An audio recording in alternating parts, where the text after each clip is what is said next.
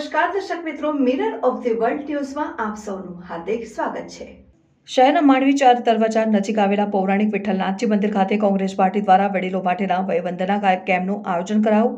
શહેરના માંડવી નજીકના ચાર દરવાજા નજીક આવેલ પૌરાણિક શ્રી વિઠ્ઠલનાથજી મંદિર ખાતે વડીલોના આરોગ્ય માટેના ભારત સરકારના વયવંદના કેમ્પનું કોંગ્રેસના કાર્યકરો દ્વારા આયોજન કરવામાં આવ્યું હતું, જેમાં મંદિરના ભક્તો અને ચાર દરવાજા વિસ્તારના વડીલોએ મોટી સંખ્યામાં ઉપસ્થિત રહી લાભ લીધો અને આ અંગે મંદિરના પૂજારી હરિઓમ વ્યાસજી દ્વારા વિસ્તૃત માહિતી આપવામાં આવી હતી।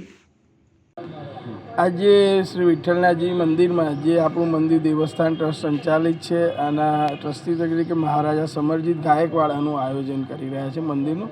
આજે વિઠ્ઠલ મંદિરમાં જે ભારત સરકાર દ્વારા આયુષ્યમાન વયવંદના કાર્ડનું જે 15મી ઓગસ્ટથી લોન્ચિંગ કરવામાં આવ્યું છે, તો કોંગ્રેસ પાર્ટી દ્વારા વિઠ્ઠલનાથજીના મંદિરના ભક્તો તેમજ ચાર દરવાજાના વિસ્તારના વડીલોને આનો લાભ મળે એના માટેના આ કેમ્પનું આયોજન છે। તો એમને પણ કોંગ્રેસ પાર્ટીને શુભકામના આપું છું કે તમે આવા જે કાર્યક્રમો છે એ લગાતાર કરતા રહો અને વડોદરાના દરેક વયોવૃદ્ધને જે આ સરકારી યોજનાનો લાભ હજી સુધી નથી મળ્યો એ મળે, કે જેથી કરીને એમના પરિવારને એક સપોર્ટ રહે।